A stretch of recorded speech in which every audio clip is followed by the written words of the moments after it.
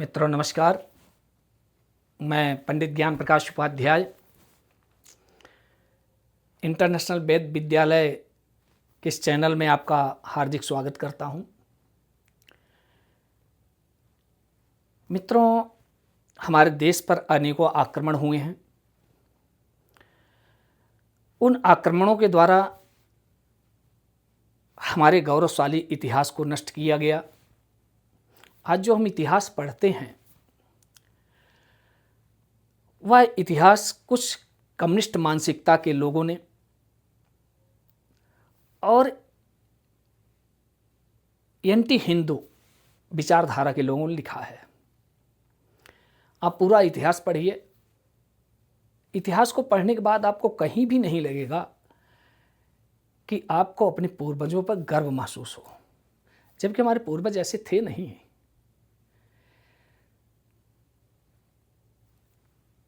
विगत 1500 से लेकर 2500 वर्षों में पूरे विश्व में उथल पुथल मची हुई है। अनेकों संस्कृतियां, अनेकों देश, अनेकों परंपराएं नष्ट हो गई। लेकिन आज हम गर्व के साथ हिंदू हैं। हम सिखा रख रहे हैं, तिलक लगा रहे हैं। अपने मठ मंदिरों को हमने बचाया। तुम्हारे पूर्वज ही निश्चय ही वीर, साहसी, निडर और परम पराक्रमी थे। तो जिस भी लोगों को अपने गौरवशाली इतिहास का ज्ञान नहीं होता, अपने एंसेस्टर, अपने पूर्वजों के ऊपर जिन्हें गर्व नहीं होता, अपनी संस्कृति पर जिनको गर्व नहीं होता, वह देश कभी बचता नहीं है। तो हमें सबसे पहले तो अपने गौरवशाली इतिहास को जानना है और दूसरा, हमें धर्म की जो बेसिक चीज़ें हैं, हमारा धर्म क्या है, धर्म कहते किसे हैं, हमारी मूल अवधारणाएं क्या हैं, इन सबको जानना बहुत आवश्यक है। हमारे धर्म में विज्ञान छिपा हुआ है। सारे आधुनिक वैज्ञानिक हमारे ग्रंथों से रिसर्च नहीं, रिसर्च करके आज अपना नाम दे देते हैं। तो इस चैनल के माध्यम से मैं आपको ईश्वर के बारे में, देवता के बारे में, ऋषियों के बारे में, धर्म के बारे में, संस्कृति के बारे में, गौरवशाली इतिहास के बारे में, वैदिक विज्ञान के बारे में आपसे चर्चा करूंगा। ताकि चूंकि पहला दिन है तो आज हम सबसे पहले कोई भी कार्य करते हैं तो गणेश जी की वंदना करते हैं, माता सरस्वती को नमन करते हैं और भगवान महादेव की कृपा से इस कार्य का प्रारंभ करते हैं। तो आप सभी लोग एक बार गणेश जी को नमन कर लें। ओम वक्रतुंड महाकाय सूर्यकोटि समप्रभा निर्विघ्नं कुरु मे देव सर्वकार्येषु सर्वदा। ओम नारायणं नमस्कृत्यं नरौ चौ नरोत्तमं देवीं सरस्वती व्यासो ततो जयमुदीरयेत्। ओम नमः संभवाय च मयो भवाय च नमः शंकराय च मयस्कराय च नमः शिवाय च शिवतराय च। मित्रों, आज हम इस पाठ का प्रारंभ गणेश जी से करेंगे और आज हम हमारे वेद कहते हैं यत पिंडे तत ब्रह्मांडे। आप सभी जानते हैं गणेश जी माता पार्वती भगवान शिव के पुत्र हैं। आज हम अपने शरीर में जब वेद कहते हैं यत पिंडे तत ब्रह्मांडे, अर्थात हर पिंड में उस ईश्वर का वास है। ईशावास्मिदं सर्वं यत् किंचन जगताम जगत। ईशा उपनिषद भी कहती है कि ईश्वर संसार के कण कण में वास करते हैं। तो अगर कण कण में हैं, सर्वत्र हैं, तो मुझ में भी होंगे। तो मैं आज अपने शरीर में गणेश जी कहाँ हैं, यह वेदांत या रहस्य आपको बतलाने जा रहा हूं। आने वाले समय में हम इसी तरह कौन से देवी देवता हमारे शरीर में कहाँ निवास करते हैं वो सारी चीज़ें आपको हम बतलाते रहेंगे। तो अगर आपसे कोई पूछा जाए गणेश जी कहाँ हैं हमारे शरीर में, तो आप विचार करने लगेंगे। मित्रों, जब भी हम पूजा करते हैं, यज्ञ करते हैं, तो हम श्रीमन महागणाधिपतये नमः कहते हैं। अर्थात मन कौन है? गणेश जी हैं। मन क्या करता है? तो मन गणेश कैसे है? तो मित्रों, आप जानते हैं गणेश जी जो हैं वो शिव जी के गणों के ईश हैं। हमारे अंदर गण कौन है? हमारी 10 इंद्रियां। जो 10 इंद्रियां हैं ये शिव के गण हैं। अभी हम आपको बताएंगे शिव जी भी कौन है, माता पार्वती कौन है, पूरा शिव परिवार का दर्शन आपको हम इसी शरीर के अंदर कराएंगे। तो मन गणेश जी हैं, चूंकि 10 इंद्रियां हैं उसके स्वामी हैं मन, और इसलिए मन गणेश जी हैं। अब गणेश जी की 2 पत्नी हैं, सिद्धि और बुद्धि। कुछ लोग रिद्धि और सिद्धि भी कहते हैं। तो मन, आप विचार करेंगे मित्रों, तो 2 ही लोगों के लिए काम करता है, या तो सिद्धि के लिए कुछ भी करेगा, या तो फिर बुद्धि उसको कंट्रोल कर लेगी। अब इनके गणेश जी के 2 पुत्र भी हैं, शुभ और लाभ। जो सिद्धि माता हैं, आदमी सफलता की तरफ जाएगा तो उसको लाभ प्राप्त होगा, और अगर बुद्धि की तरफ जाएगा तो शुभ पुत्र प्राप्त होगा। तो गणेश जी के 2 पुत्र, सिद्धि माता से लाभ और बुद्धि माता से शुभ। गणेश जी के एक पुत्री भी हैं जिनका नाम है संतोषी। तो मन की इच्छा पूरी हो जाए तो हमें संतोष की प्राप्ति होती है। अब आप देखते हैं गणेश जी के पिता कौन है? तो जो हमारी आत्मा है वो शिव है, शिवोहम। और हमारा जो शरीर है वो माता पार्वती है। इसीलिए दोनों को अर्धनारीश्वर कहा गया है। बिना आत्मा के शरीर का कोई अस्तित्व नहीं है, और बिना शरीर के आत्मा को कोई अस्तित्व होता नहीं।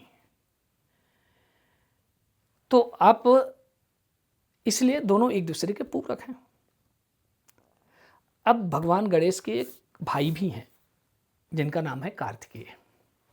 कार्तिकेय जी को 6 सिर हैं। तो मित्रों, हमारी 5 ज्ञानेंद्रियां होती हैं मस्तक, गर्दन के ऊपर, लेकिन एक छठा चक्र होता है जो यहाँ पर होता है, जहाँ पर हम तिलक लगाते हैं, और यहीं पर ही छठा चक्र पे बुद्धि निवास करती है। तो बुद्धि को लेकर 6 इंद्रियां हो गई। ये भगवान कार्तिकेय हैं। अब भगवान कार्तिकेय ने क्या किया था? तारकासुर का वध किया।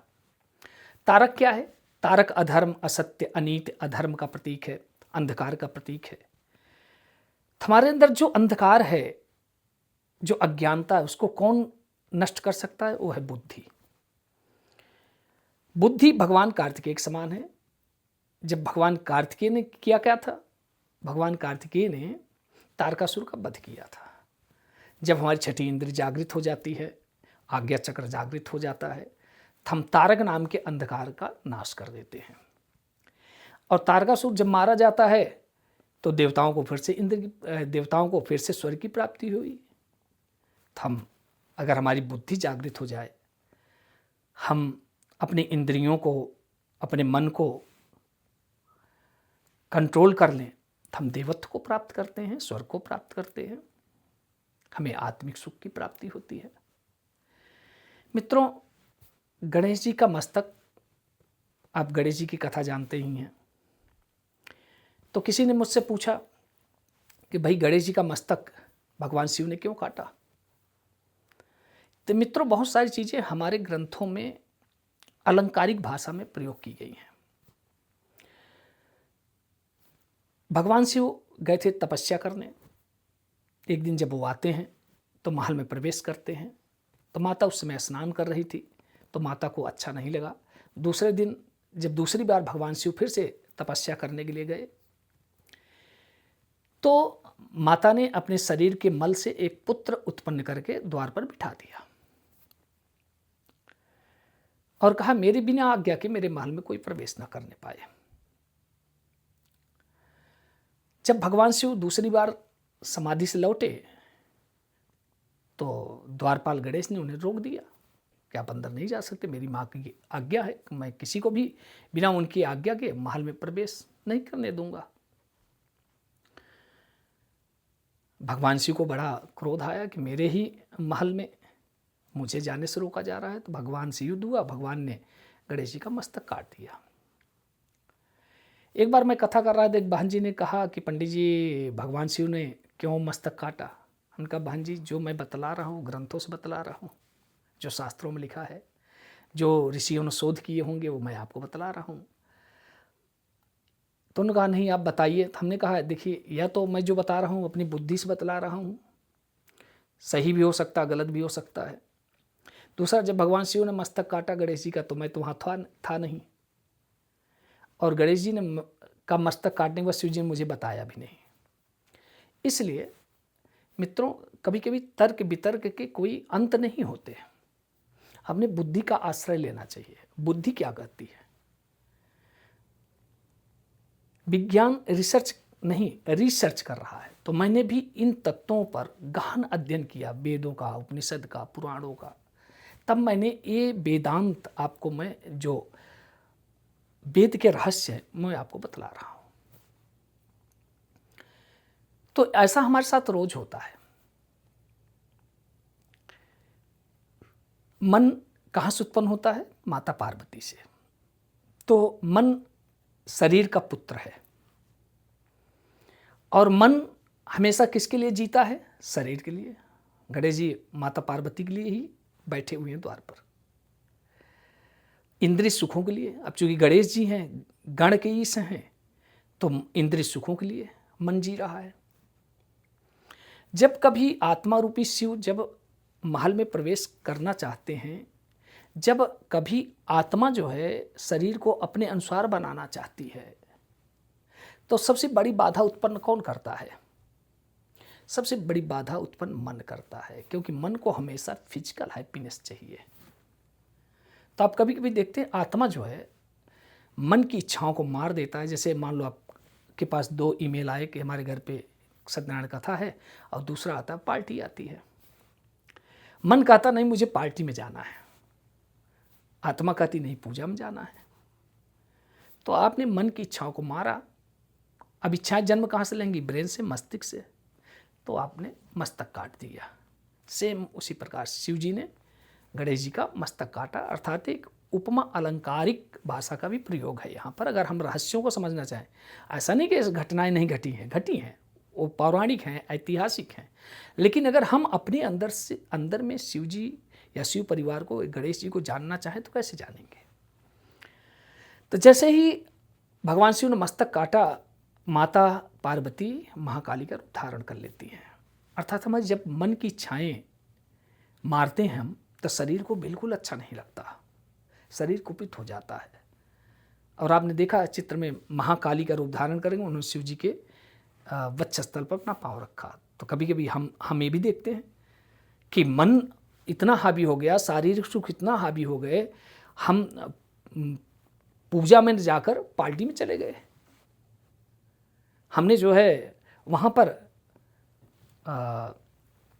आत्मा के ऊपर मन हावी हो गया, शरीर हावी हो गया।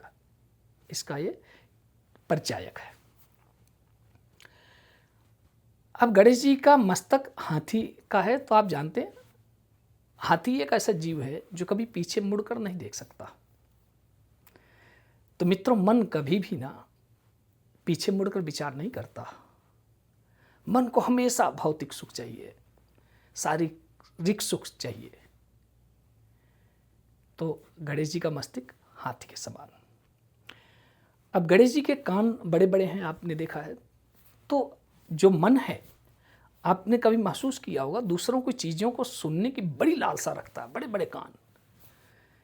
कोई चीज़ कहीं पर होने लगे किसी की निंदा बुराई, तो देखिए बड़े बड़े कान हो जाते हैं, सुनने का आनंद बहुत मिलता है मन को। अब गणेश जी का पेट लंबोदर है, बहुत बड़ा पेट है गणेश जी का। तो मित्रों, गणेश जी जो मन है, तो हमें कोई नहीं जानता, हमें न पत्नी जानती है, न बच्चे जानते हैं, कोई कुटुंब परिवार नहीं जानता जितना हम अपने आप को जानते हैं। अर्थात मन के अंदर बहुत सारे रहस्य छिपे हुए हैं और केवल मन ही उसे जानता है। दूसरा, लंबा बड़ा पेट होने का मतलब है केयरलेस। तो आप देखते हैं मन कभी परवाह नहीं करता, केयरलेस की भावना है। अब मन के दो स्वरूप हैं।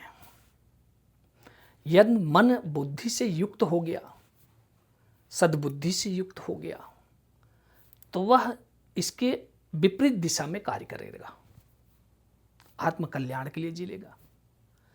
यदि मन दुर्बुद्धि से युक्त हो गया, तो गलत कार्यों में हमारा मन लगने लगता है।